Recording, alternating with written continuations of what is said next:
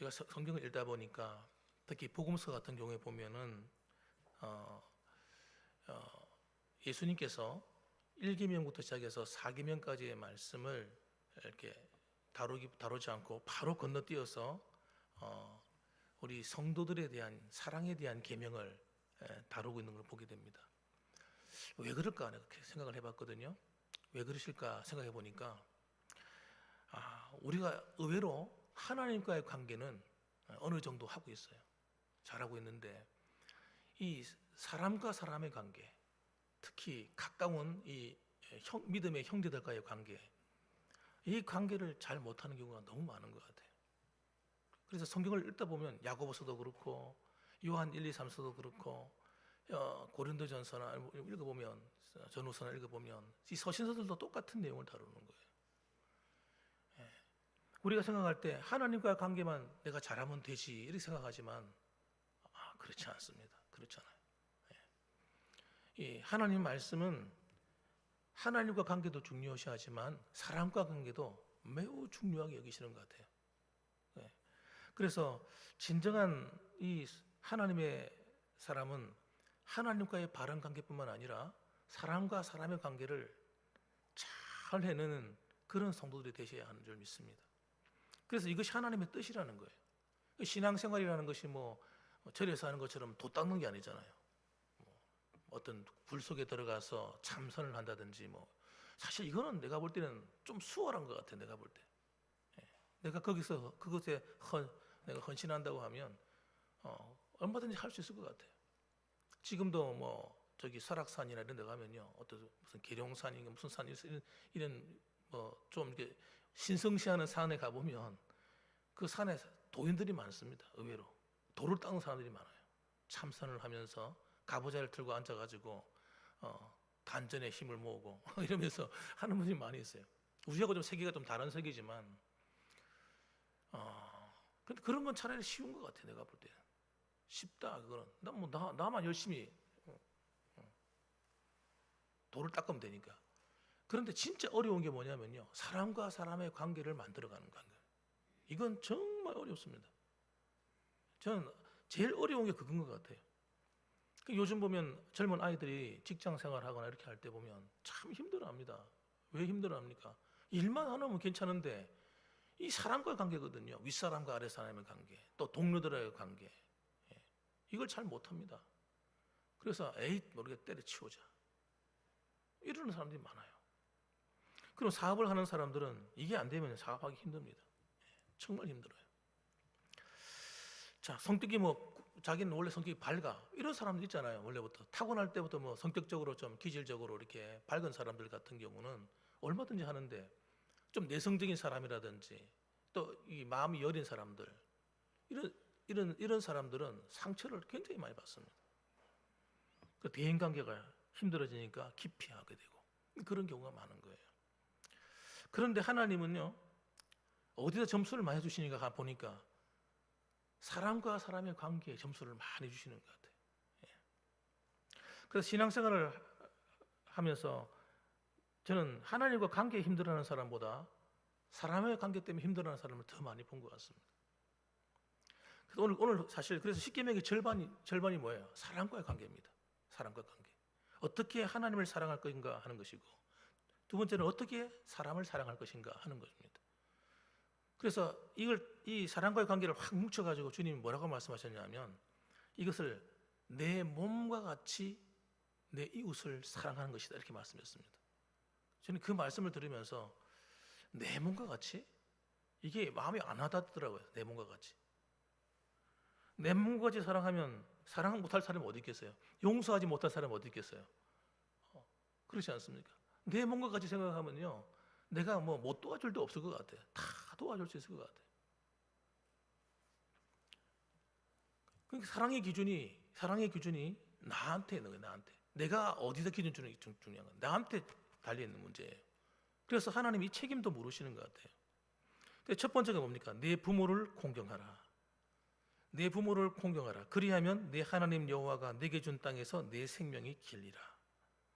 왜 이렇게 말씀하셨을까? 사람과 관계 중에서 제일 중요한 관계가 부모와 자식 간의 관계다. 하나님 그렇게 결정을 하시는 거예요. 그래서 부모를 공경하는데 마치 하나님을 사랑하는 자에게 주시는 복처럼, 이런 보시게 되면요, 안식일을 지키고 이 하나님을 기쁘시게 하고 또 우상을 섬기지 말고 하나님만 잘 섬기면 그 받는 복이 어마어마해요. 어마어마하다니까. 그런데 부모의 공경도 그런 대가가 따른다는 거예요. 그리하면 내 하나님 여호와가 내게 준 땅에서 내 생명이 길리라.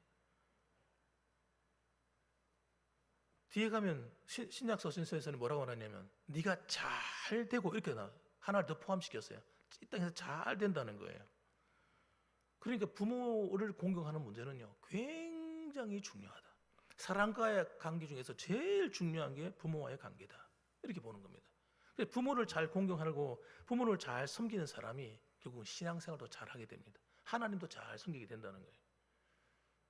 부모는 우리의 권위자거든요. 이 땅에 있는 제일 우리가 경험하게 되는 첫 번째 권위자가 바로 부모고, 이 부모를 잘 섬기는 것이 곧 하나님을 섬기는 것이라고 하나님은 보시기 때문에 그렇습니다. 그래서 우리 자녀들로 하여금 어릴 때부터 부모를 잘 공경하도록 가르쳐야 그 아이들이 복을 받는 거예요. 그거 내가 특별히 대우를 받고 이런 문제가 아닙니다. 아이들한테도 너희들이 용돈도 가져오라 말을 해야 돼요. 내가 잘 살고 돈이 있어도 아이들로 하여금 부모를 섬기도록 만들어야 됩니다. 그래야 그 아이들이 복을 받기 때문에. 자식들 가운데는요, 받는 데 익숙한 자녀들이 있어요. 받는 데 익숙한 자녀. 그리고 부모한테 고마움도 잘 모르는. 나이가 들어서 부모가 이제 있어도 애들이 재산에 관심이 있어요. 내가 물려받을 재산에 관심이 있어서 부모에게 잘하는 자녀들도 있습니다. 그걸 잘 분별하셔야 됩니다. 그래서 이 아이들이 진짜 부모를 진심으로 공경하고 부모를 사랑하고 부모를 섬기는 이런 마음들을 심어주는 것이 결국 부모가 그 아이들을 축복하는 것이 되는 거예요.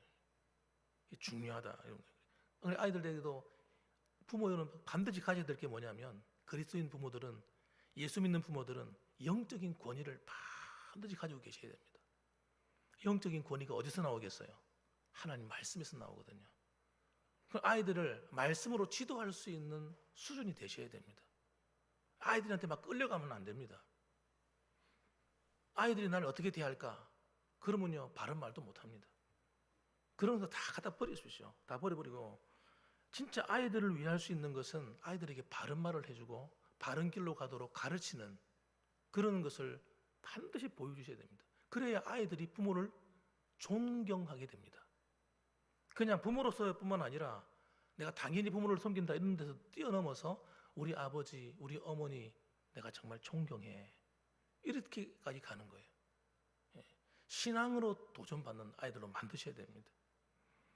그래서 이 부모 공경에는 뭐가 들어있냐면, 자식이 부모를 잘 공경하는 것도 들어있지만 사실은 부모가 자식을 잘 그렇게 되도록 만드는 그런 것도 들어있는 거예요. 이 두 가지가 다 들어있는 것입니다.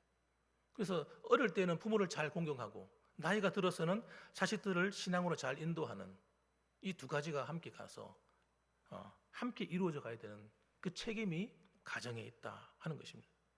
그 다음에 여러분, 그 다음에 또 보면 살인하지 말라 이렇게 나오는데, 이 살인하지 말라, 저는 살인하지 말라는 말을 지금까지 들으면서 그냥 살인하지 말라 그냥 단순하게 듣고 살았어요.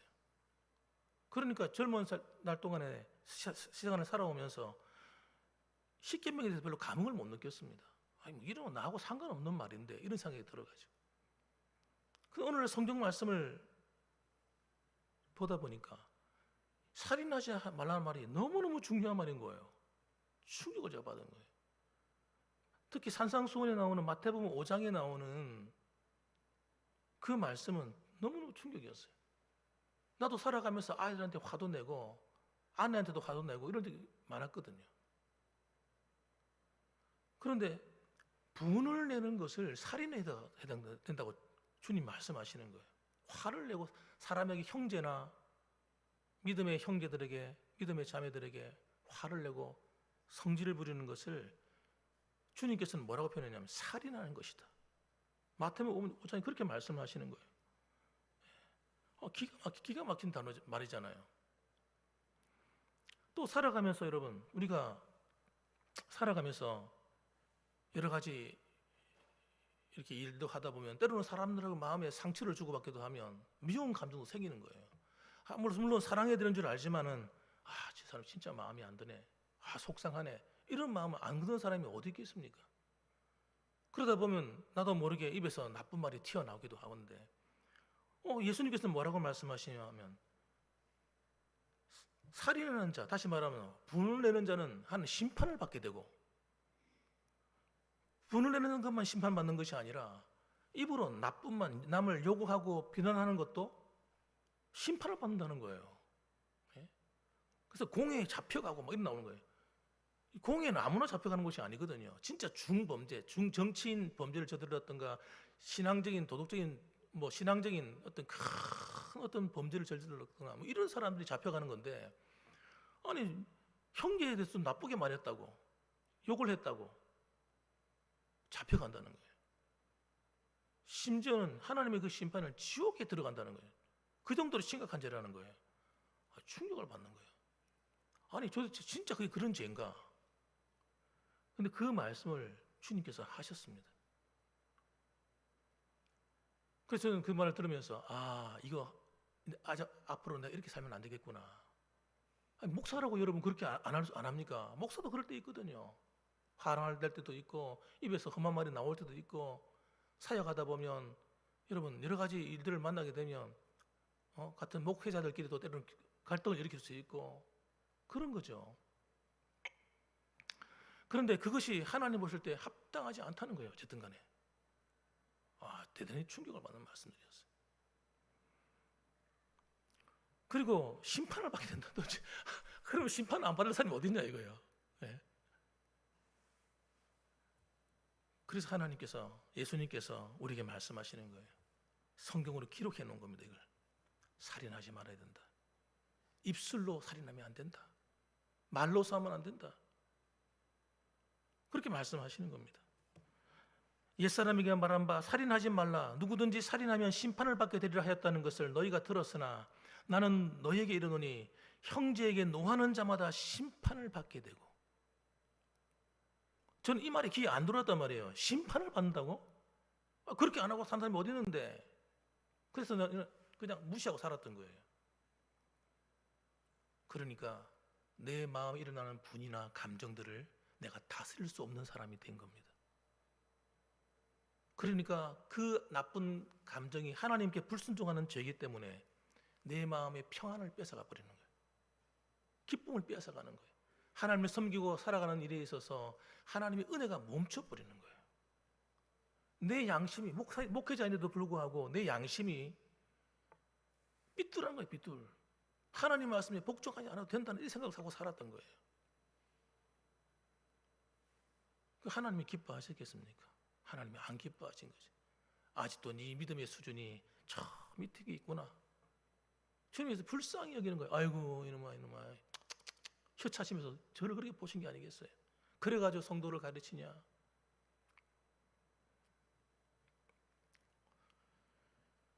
그래서 여러분 이 살인이 우리 입술에서 시작됩니다. 사실은 그 근원은 어디 있습니까? 마음에 있습니다. 마음에. 그래서 요한 서신서에 보게 되면 뭐라고 말하냐면 마음을 미워하는 것이 곧 살인하는 것이다. 마음에서부터 이 미움이 시작돼가지고 입술로 나쁜 말이 튀어나오는 거예요. 마음에 있는 것들이 입으로 나오는 거지 마음에 없는 거 입으로 나올 수가 없습니다. 아무런 마음이 없는데 갑자기 남을 미워하는 말을 할 수 있겠습니까? 그래서 여러분 이미 동기 자체가 마음으로부터 시작해서 입술로 나오는 이 말이 하나님 앞에 죄가 되기 때문에 이것을 끊어버리는 훈련을 해야 되는데 제가 해보니까 이게 정말 어려운 거예요. 이게 속에서 나쁜 말이 있잖아요. 그냥 막 튀어나오는 겁니다. 튀어나와. 가만히 있어도 있잖아요. 남을 판단하는 말이 내가 제가요 있잖아요. 기가 막힌 거예요. 기가 막힌 거예요. 그래서 예수님 말씀이 이해가 되는 거예요. 모든 악한 것이 어디서 나온다고요? 우리의 마음에서 나온다는 마음에서. 가만히 있으면요 저절로 나와. 통제하지 않으면 안 되는 거예요.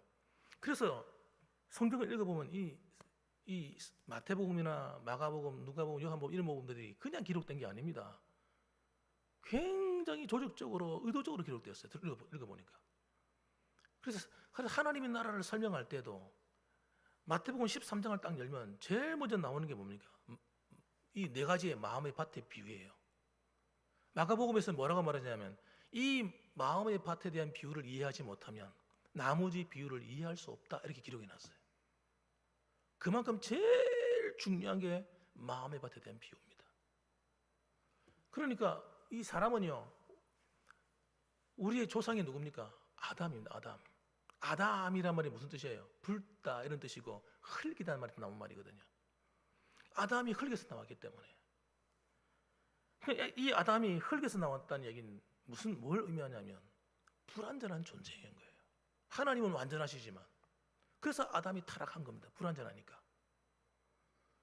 그런데 타락을 했는데다가 더 문제가 뭐냐면 흙이라는 겁니다. 우리는 밭이라는 밭. 주님께서 그 비유가 정말 적합한 비유인 거예요. 밭인 거예요. 이 밭은요, 흙은요, 좋은 밭이 되는 것은요, 저절로 좋은 밭 되는 건 하나도 없다는 거예요. 내가 농사를 지으려고 하면 반드시 어떻게 되면 기경을 해야 되는 거예요. 그 밭을 기경해서 다 갈아엎어가지고 길가밭 같은 것도 갈아엎어야 되죠. 돌짝밭이면 돌 다 골라내야 되죠. 그리고 이 잡초가 무성하면 잡초를 다 걷어내서 뽑아내고 그래서 만들어야 옥토가 되어서 거기에 무엇을 심으면 열매를 거두지 않습니까? 가지를 심으면 가지가 나고 오이를 심으면 오이가 나고 채소를 심으면 채소가 나고 그런 거잖아요. 그런데 그거 심어놔도 어떻습니까? 돌아서고 나고 가보면 또 풀이 나는 거예요. 잡초가 막 무성하게 올라오는 거예요. 그냥 가만 놔두면요, 채소보다도 잡초가 더 키가 높이 자라버려요. 관리가 하지 않으면 안 되는 거예요. 여러분, 우리의 마음도 여러분 관리해야 됩니다. 이 관리하지 않으면요, 우리 마음이 엉망진창되는 거예요. 예? 그래서 보면요, 어느 심각하게 되느냐, 길가밭처럼 되면 안 되는데 길가밭처럼 돼버린다는 거예요. 많은 사람이 생각합니다. 에이, 나는 그래도 길가밭은 아니야. 근데 길가밭인 사람이 한두 사람이 아닙니다. 뗀뗀해져가지고 하도 사람이 밟고 다녀가지고 뗀뗀해.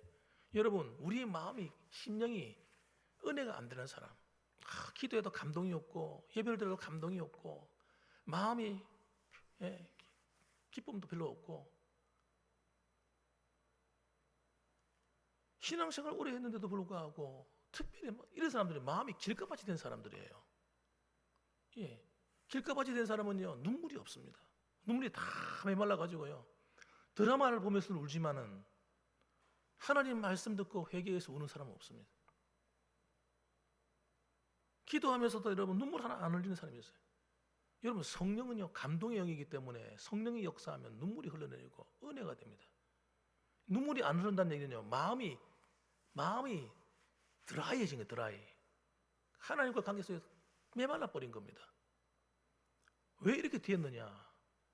관리를 안 해서 그런 거예요. 관리를 안 해가지고 도대체 어떻게 신앙생활을 해야 될지 몰랐던 거예요. 어떻게 믿음 생활해야 될지 몰랐어요. 그러니까 교회에서 봉사만 하면 되는 줄 알고 기도만 하면 되고 성경만 읽으면 되고 이러면 다 신앙생활이 된다고 생각하는 거예요. 아닙니다, 여러분. 하나님 말씀 앞에 하나님의 그 계명의 말씀, 산상수훈 이런 말씀 듣고 내 죄를 깨달아 알아서 회개하는 것, 이 회개가 안 되면요, 왜 회개해야 되냐면 우리는 항상 불완전한 쪽이거든요. 더 불완전한. 예수 믿어도 여러분 여전히 우리는 죄성을 가지고 있기 때문에 영적 싸움 가운데 있기 때문에 가만 내버려 두면 안 되는 존재입니다. 그런데 내가 거기 관심 없이 계속 살아왔어. 신앙생활을 했어. 이 말은요, 내 마음 밭에 새가 집을 지었다는 얘기하는 거예요. 들락날락 하면서 내 말씀의 씨앗이 떨어지면 다 주워 먹어버리고 그 새가 뭡니까? 마귀예요. 마귀. 악한 영들인 거예요. 은혜가 안 되어서 은혜가 안 된 게 아닌 거예요. 누구 때문에 은혜가 안 된 게 아닙니다. 내가 관리를 안 해서 그런 겁니다.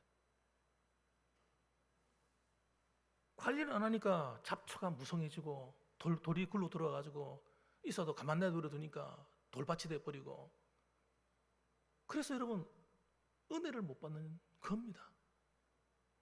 은혜가 없어서 못 받는 게 아니에요. 은혜가 메말라서 그런 게 아닙니다, 여러분. 근데 그 주로 어디서 그러느냐? 내 말 때문인 거예요. 내 마음 때문인 겁니다. 말로서 늘 남에 대해서 안 좋은 말하는 거, 이게 얼마나 큰 죄인지 심판을 받는다 하는데 사람들이 못 느끼고 사는 거예요. 저도 그랬다니까요. 그러면 은혜는 전부 다 끊어져 버립니다, 여러분. 자기가 죄인이라고 고백하지 전까지는요, 하나님 내가 죄인입니다, 내가 망할 자입니다, 내가 하나님 앞에 심판받을 자입니다 하고 애통하지 전까지는 우리는 은혜 못 받습니다.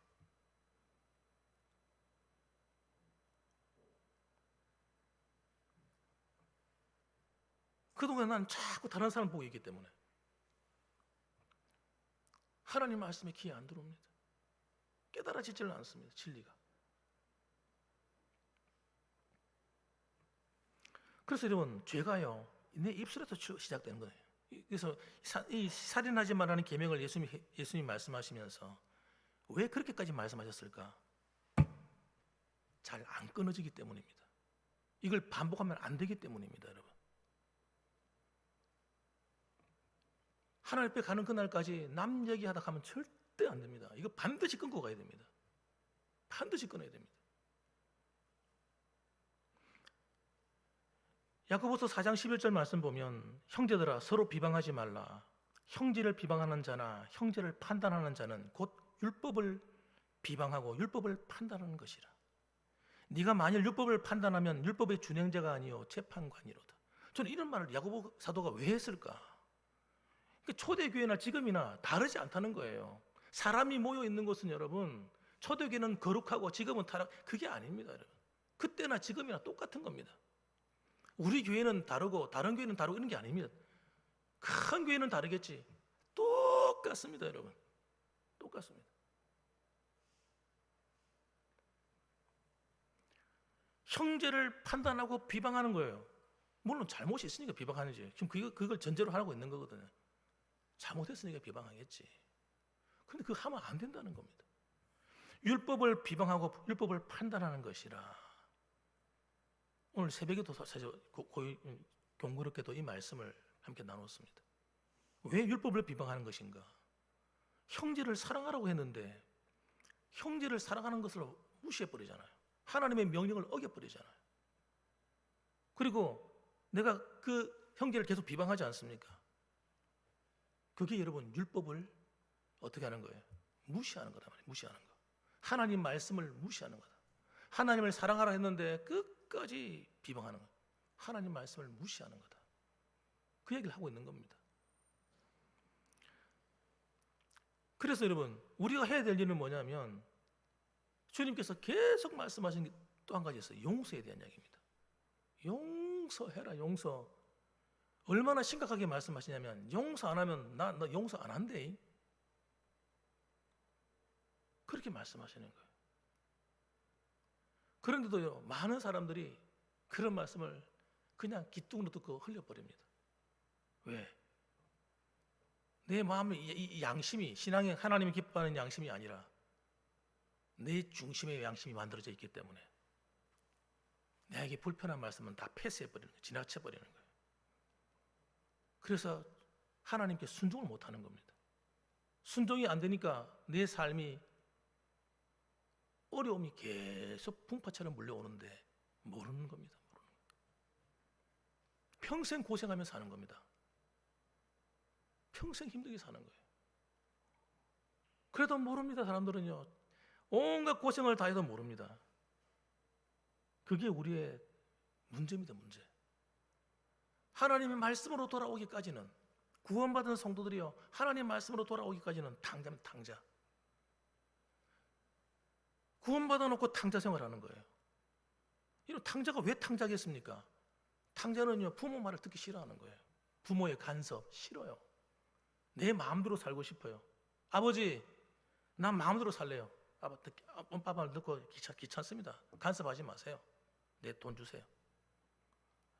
아빠 유산으로 남겨주면 내 몫으로 남겨놓은 거 있잖아요. 내주세요. 받아가 자기 마음대로 사는 거예요. 이게 탕자입니다.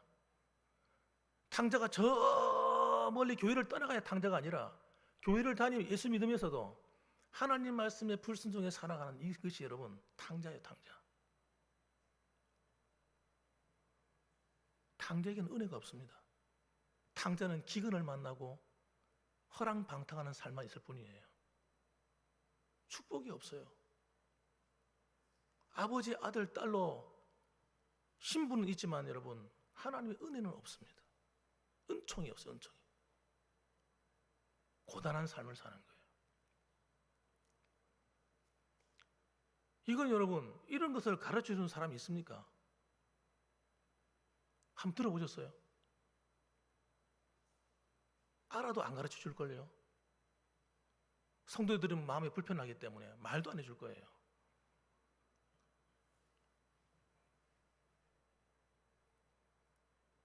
주님이 말씀하셔도 여러분 사람들이 웃긴다니까요.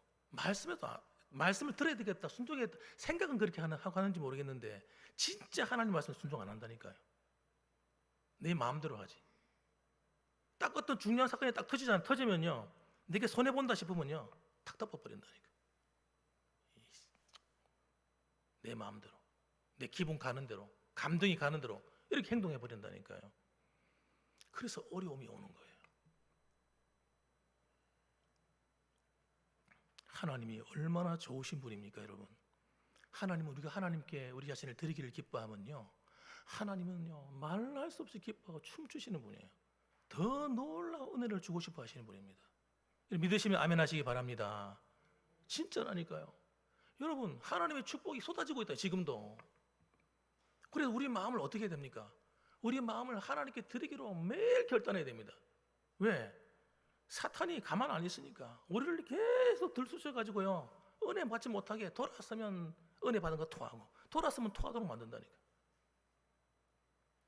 끊임없이 남 이야기하게 만든다니까요. 이게 저주네요, 저주. 나한테 부부는 저주예요. 다른 사람을 흠담하면요 이 흠담이 여러분 다른 사람한테 전달되기 전에 내 영혼이 다 망가져 버리는 거예요.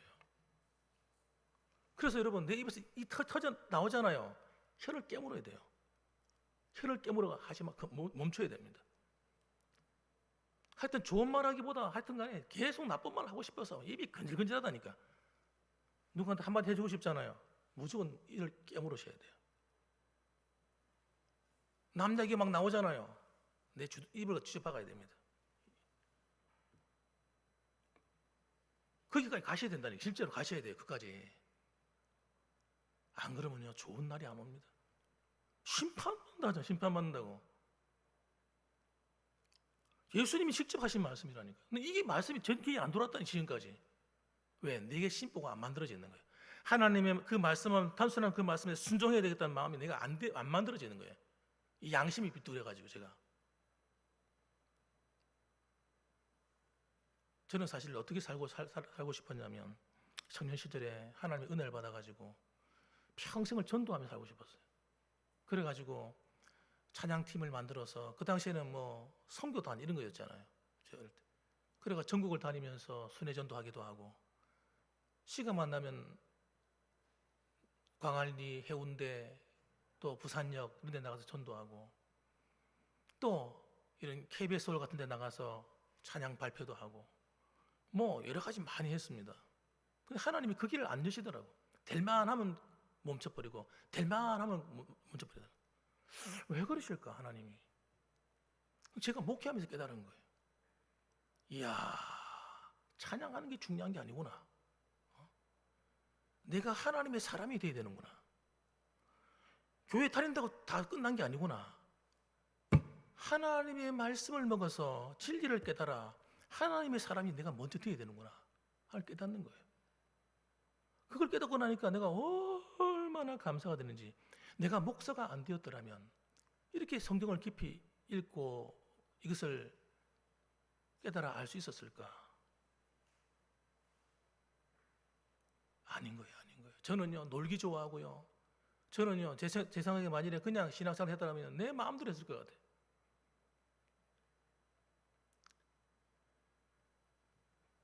여러분, 저는 예전에는 전도가 최고인 줄 알았다니까요. 전도하는 게.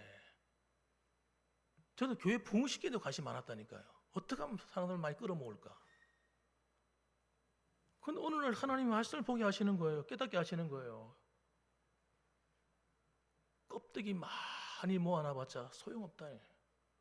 청하면 많은데 택한 사람이 적구나. 예?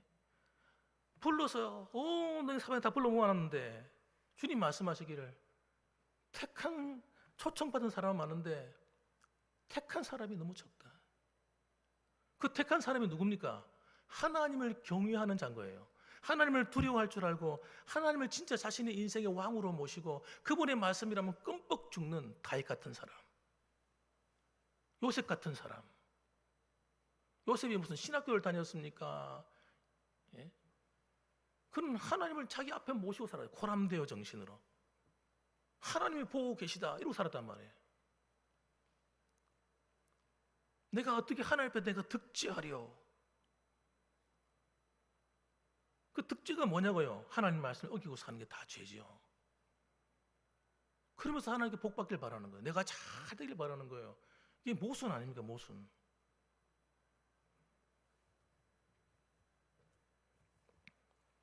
여러분, 그래서 이 살인하지 말라 이 말은요, 제가 깨닫고 난다면요, 이야, 이 굉장한 은혜의 말씀이구나. 여러분, 이건 저주의 말씀이 아닙니다. 축복의 말이지.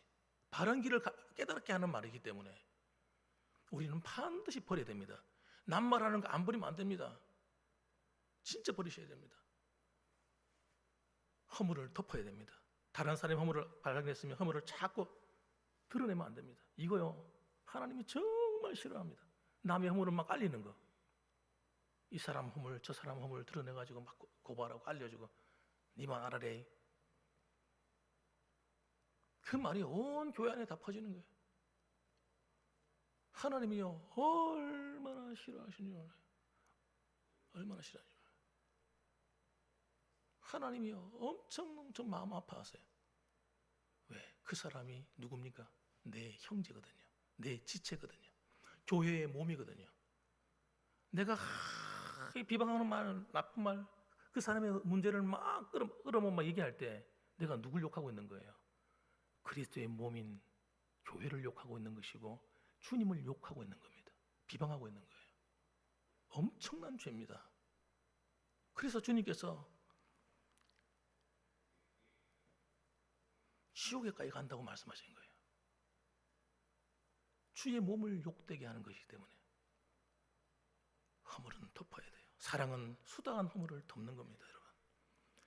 이것은 절대 쉽지 않습니다, 여러분. 다시 말씀드리면 쉬워서 말씀드리는 게 아닙니다. 우리는 그 길로 가야 되는 거예요. 심판을 내가 절대 하면 안 됩니다. 다시 말씀드리면 내가 심판하는 순간 하나님께 나도 함께 심판받습니다. 용서하지 않으면 안 됩니다. 우리가 해야 될 거는요, 사랑하고 용서하는 것밖에 없어요. 그 권리가. 성경을 읽어보세요.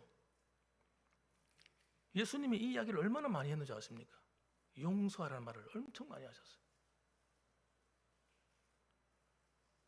용서하고 난 다음, 용서했다는 걸 어떻게 합니까? 다시는 그 말을 끄집어내지 않는 겁니다. 용서한 사람은. 다시는 끄집어내면 안 됩니다. 잊어버리셔야 됩니다. 용서한 사람은. 그래야 주님도 내 죄를 잊어버리시는 거예요.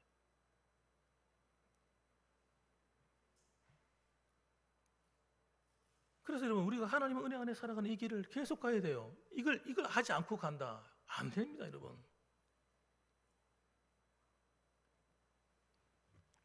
우리가 거룩해져서 나중에 부활의 몸을 입을 때 그 영광이 여러분 다 다르다는 거 아셔야 돼요. 다시 내가 말씀드립니다. 나중에 후회하지 마세요. 부활의 영광이 다 달라요. 교회 봉사하는 것도 여러분 잘 아셔야 돼요. 봉사도 일을 많이 했다고 상을 주는 게 아닙니다, 여러분. 어떤 동기, 어떤 마음의 자세로 일했는가, 이게 중요한 겁니다. 하나님이 기뻐하지 않는 방법으로 열심히 봉사하면요, 하나님 마음 아프게 하는 거예요. 그 봉사하는 게 아닙니다. 교회를 힘들게 하고 하나님을 아프게 하고 교회를 시험 들게 만드는 거예요.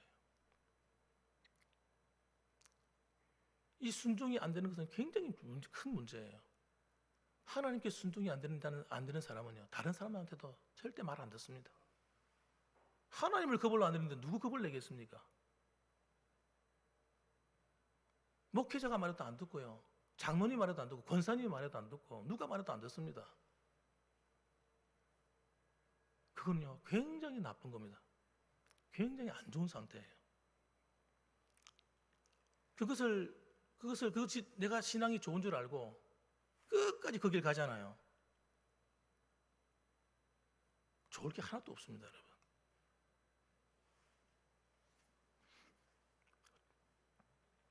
그래서 우리는 반드시 바뀌게 되는 거예요. 에이, 목사님 말씀하세요. 나는 내 길로 갑니다. 이거 안 됩니다, 여러분. 큰일 납니다, 큰일.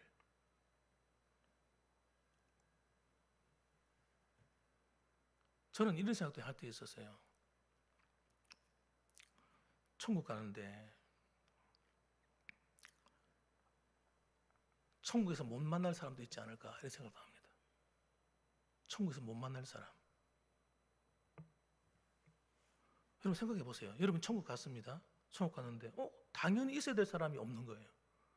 이런 일을 겪을 수 있을까 없을까요? 저는 많으리라 생각합니다. 많을 것이다. 저번 그렇게 교회를 해서 열심히 봉사하고 열심히 수고했는데 천국이 없는 거야. 누가 그러더라고요. 어떤 유명한 목사님, 기도 많이 하면 막 은사 받은 권사님, 그래 병 많이 고친 사람, 어떤 분이 천국 갔다 왔는데 거기 없더라는 거예요. 예수님한테 물어봤더니 예수님이 나 그 사람 모른다 이렇게 말하더라는 거예요. 충격인 거예요, 충격.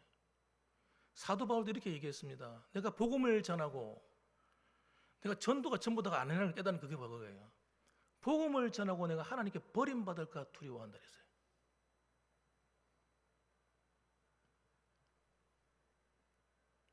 여러분 우리가 주의 일을 실컷 하고 마지막에 뭐 때문에 그래요? 저는 그때 몰랐다니까요. 서로를 그런 일이 왜 일어나? 말도 안 돼 이렇게 생각했어요.